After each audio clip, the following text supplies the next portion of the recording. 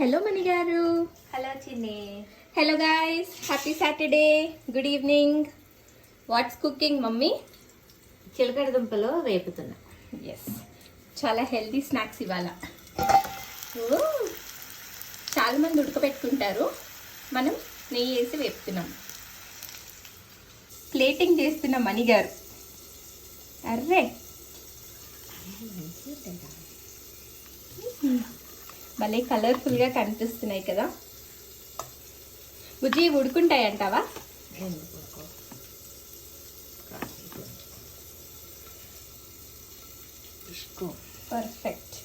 పర్ఫెక్ట్గా ఉడిపోయాయి. ఒక వాయి ఎంతసేపు పెడుతున్నావు మమ్మీ?